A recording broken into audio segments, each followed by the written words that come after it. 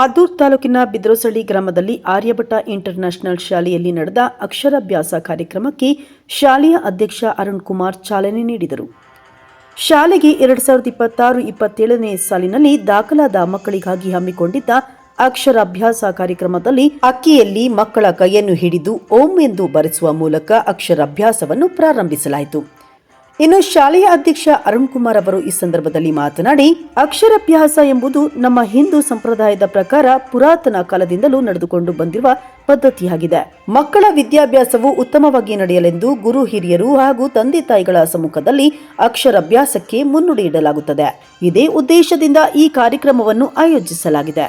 ಕಾರ್ಯಕ್ರಮಕ್ಕೆ ಆಗಮಿಸಿದ ಪೋಷಕರು ಉತ್ಸಾಹದಿಂದ ಭಾಗವಹಿಸಿ ತಮ್ಮ ಮಕ್ಕಳಿಗೆ ಅಕ್ಷರಾಭ್ಯಾಸ ಮಾಡಿಸಿದ್ದು ಶಾಲೆಯಲ್ಲಿ ಹಬ್ಬದ ವಾತಾವರಣ ನಿರ್ಮಾಣವಾಗಿತ್ತು ಎಂದು ಹೇಳಿದರು. ಕಾರ್ಯಕ್ರಮಕ್ಕೂ ಮುನ್ನ ಪುರೋಹಿತ ರಘು ಅವರ ನೇತೃತ್ವದಲ್ಲಿ ಗಣಪತಿ ಹಾಗೂ ಸರಸ್ವತಿ ಹೋಮ ನಡೆಯಿತು. ಶಾರದಾಂಬೆಯ ಭಾವಚಿತ್ರವನ್ನು ಇರಿಸಿ ಎಲ್ಲ ಶಿಕ್ಷಕರು ಪೂಜೆ ಸಲ್ಲಿಸಿ ಮಕ್ಕಳ ಅಕ್ಷರಾಭ್ಯಾಸಕ್ಕೆ ಚಾಲನೆ ನೀಡಿದರು.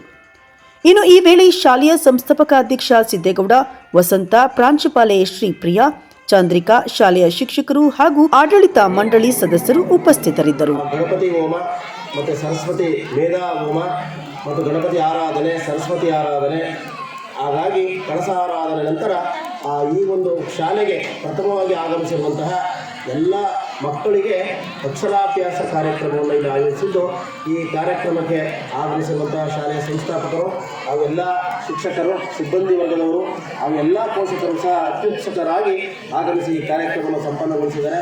ಅವರೆಲ್ಲರಿಗೂ ಸಹ ವಿದ್ಯಾದೇವತೆಯಾದಂಥ ಮಹಾಗಣಪತಿ ಮತ್ತು ಸರಸ್ವತಿ ದೇವಿಯ ಅನುಗ್ರಹ ಸದಾಕಾಲ ಪ್ರಾಪ್ತಿಯಾಗಲಿ ಅಂತೇಳಿ ಈ ಒಂದು ಸಮಯದಲ್ಲಿ ಆ ಭಗವಂತನ ಅನುಗ್ರಹ ಎಲ್ಲರಿಗೂ ಇರಲಿ. ನಿಮ್ಮ ಮಕ್ಕಳು ಏನೇನೋ ಆಲೋಚನೆ ಮಾಡಿದ್ದೀರಿ ಅದೆಲ್ಲವನ್ನು ಸಹ ನಿಮ್ಮ ಕೈಲಾಗದಿರುವಂಥದ್ದನ್ನು ನೀವು ಮಕ್ಕಳು ಸಾಕಾರಗೊಳಿಸ್ತೀವಿ ಅಂತೇಳಿ ಆ ಭಗವಂತನ ಪ್ರೇರಣೆ ಆಗಲಿ ಅಂತೇಳಿ ಎಲ್ಲರಿಗೂ ಸಹ ಭಗವಂತನ ಆಶೀರ್ವಾದವನ್ನು ಮಾಡ್ತಾ ಇದ್ದೀವಿ.